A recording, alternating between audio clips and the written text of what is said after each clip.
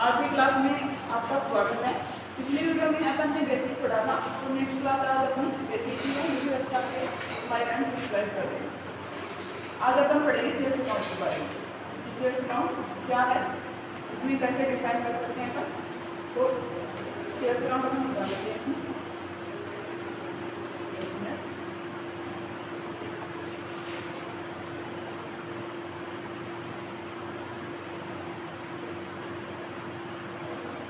आज का टॉपिक है अपना सेल्स अकाउंट। सेल्स अकाउंट होता क्या, पहले अपन डिफाइन करेंगे। सेल्स अकाउंट, जो माल हमने खरीदा है जब हम उसको बेचेंगे तब सेल्स अकाउंट प्रभावित होगा और हमें माल की वैल्यू सेल्स अकाउंट में क्रेडिट करनी होगी। सेल्स अकाउंट हमेशा सीआर होता है, ठीक है। जैसे अपन ने किसी भी पार्टी या कस्टमर को माल बेचा, ठीक है, अपन किसी भी कस्टमर को माल बेचेंगे या कस्टमर को माल बेचेंगे तो अपने पास मान लेते हैं कि 5 बॉक्स है, ठीक है। 5 बॉक्स में से अपन किसी कस्टमर को 2 बॉक्स सेल कर देते हैं, बेच देते हैं, तो अपने पास कितने बॉक्स बचते हैं? 3 बचते हैं। इससे क्या होएगा, अपने स्टॉक तो कम होएगा लेकिन अमाउंट भी बढ़ेगी, मतलब अपने को इनकम होगी। तो सेल्स अकाउंट इससे प्रभावित होगा क्योंकि आपके पास अमाउंट वैल्यू आएगी और स्टॉक जाएगा, इसलिए हमेशा इनकम का अमाउंट होता है, इसको हमेशा सीआर किया जाता है अकाउंट के अंदर। फिर इसी से आता है आपका सेल्स रिटर्न अकाउंट, ठीक है। सेल्स रिटर्न अकाउंट जब आपका बेचा हुआ माल किसी कारण से हमारे पास वापस आता है, इसकी वैल्यू का अपन सेल्स रिटर्न अकाउंट में डेबिट करते हैं और ये हमेशा क्या होता है, डेबिट होता है। अब रीजन्स क्या हो सकते हैं सेल्स रिटर्न के माल रिटर्न आने के, कि या तो माल डिफेक्टिव था या तो माल डिफेक्टिव था मतलब वो स्क्रेचेस थे जिसकी वजह से माल वापस किया गया, ठीक है। तो ये हमेशा एक खर्चे का अकाउंट होता है, ठीक है। अब इसके हम कुछ एग्जाम्पल चेक कर लेते हैं। फर्स्ट एग्जाम्पल है इसका सोल्ड क्लोजिंग कैश RS 10,000, ठीक है। मंथली एंट्री है, एंट्री से समझ में आ रहा है एग्जाम्पल से अपने को। तो पहले अपन इसमें खाते सिलेक्शन करते हैं। हर ट्यूशन के अंदर 2 खाते होते हैं, 2 मानदेय होते हैं, एक डेबिट और क्रेडिट, ठीक है। तो वो दोनों अपने को निकाल देते हैं इसमें, ठीक है। तो इसमें अपन अकाउंट सिलेक्शन करते हैं। फर्स्ट आपका कैश, ठीक है। कैश आपका एक अकाउंट है और वो भी रियल अकाउंट है, ठीक है।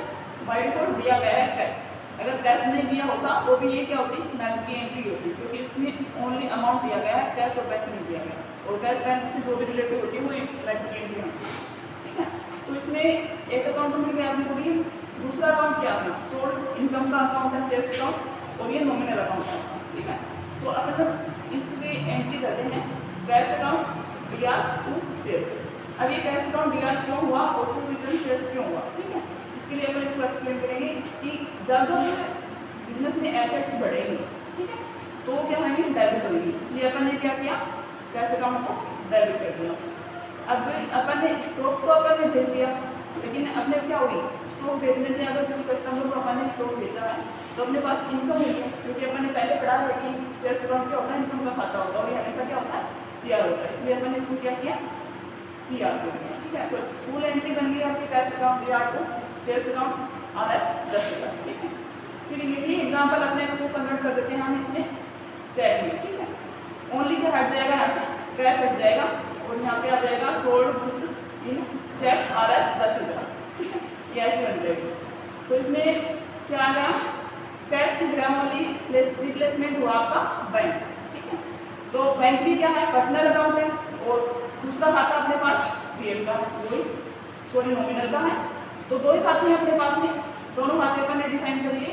अब बैंक अकाउंट प्राप्त करने वाले को डेबिट करता है, ठीक है। तो कस्टमर ने जो माल खरीदा है, ठीक है, सॉरी कस्टमर को जो अपन ने माल बेचा है, तो जिसके पास वो अमाउंट आया है, तो बैंक में जैसे बैंक में अमाउंट आ रहा है तो बैंक के पास तो एसेट्स बढ़ी है, इसलिए अपन ने क्या किया, बैंक को डेबिट कर दिया। और जिस कंपनी ने माल बेचा है कस्टमर को, उसकी क्या हुई है, इनकम, इसलिए ये हमेशा, क्योंकि अपन ने पढ़ा नॉमिनल में हमेशा कि इनकम हमेशा क्या होती है, क्रेडिट होती है, इसलिए अपन ने इसको क्या किया, सीआर किया। अब नेम आने पर, तीसरा एग्जाम्पल है इसमें नेम आने पर, महेश है, महेश के नाम से पता चला रहा हो ट्यूशन का कि उधार की एंट्री है, इसी को इसमें कन्वर्ट करेंगे अपन, sold good to Mahesh RS 10,000, same ditto entry है, कोई चेंजमेंट नहीं है, ओनली नाम चेंज हुआ, ठीक है। तो महेश कौन सा अकाउंट है, डिफाइन करेंगे, पर्सनल अकाउंट है और सेल्स नॉमिनल अकाउंट है, इनकम का अकाउंट है। तो महेश अपने लिए क्या है, एज ए कस्टमर महेश ने क्या किया, महेश को अपन ने माल बेचा था, ठीक है। तो महेश के तो क्या हुआ, खर्चा, ठीक है, इसलिए हम महेश को अपन ने क्या कर दिया, डेबिट कर दिया। और कंपनी थी, उसको क्या हुई है, इनकम, इसलिए अपन ने सेल्स को क्या कर दिया, क्रेडिट कर दिया। ऐसे ही अपन ने सपोज दैट जैसे कि महेश ने माल खरीदा था, बेचा था महेश को अपन ने, और महेश क्या कर रहा है, बेचे हुए माल को अपने को रिटर्न कर रहा है, ठीक है। तो रिटर्न के लिए वो अपन पैसे डालेंगे, सेल्स रिटर्न, ठीक है। दूसरा खाता है था, और ये हमेशा खर्चे का काम होता है, और ये भी नॉमिनल के अंतर्गत ही आता है, ठीक है। और सेल्स रिटर्न मैंने पहले भी पढ़ा है कि डेबिट होता है हमेशा। इसका एग्जाम्पल चेक करते हैं मैंने, goods return by Mahesh RS 50,000, ठीक है। मान लेते हैं कि महेश ने 10,000 का माल खरीदा, ठीक है, और उसने क्या किया, पहले से उसका 40,000 का और खरीदा हुआ था, ठीक है। तो टोटल कितने हो गया, 50,000 का, और वो क्या कर रहा है, एक साथ में पार्सल वापस कर रहा है 50,000, ठीक है। तो कंपनी में जब 50,000 का स्टॉक वापस आएगा तो स्टॉक बढ़ेगा प्लस वैल्यू कम होगी, ठीक है। तो इसकी एंट्री क्या हो जाएगी, सेल्स रिटर्न अकाउंट दिया RS 50,000, तो महेश अकाउंट RS 50,000। तो इससे हमें वो ये एक्सप्लेन होता है कि अपन इसमें सेल्स अकाउंट में 3 प्रकार की एंट्रियाँ कर सकते हैं, कैश से रिलेटिव, बैंक से रिलेटिव और उधार की, ठीक है। जब भी किसी पर्सन का नाम आता है तो हम इसमें 3 टाइप की एंट्रियाँ ले सकते हैं, और जब माल रिजेक्ट होकर आता है तो उसके 3 से 4 रीजन हो सकते हैं। डिफेक्टिव हो सकता है, स्क्रैचेज हो सकता है, वेरिएबल नहीं था, मतलब जिस वैल्यू के अकॉर्डिंग अपने को चाहिए था वो नहीं थी, या फिर आपको अच्छा नहीं लगा, जो भी स्टॉक था वो आपको अच्छा नहीं लगा।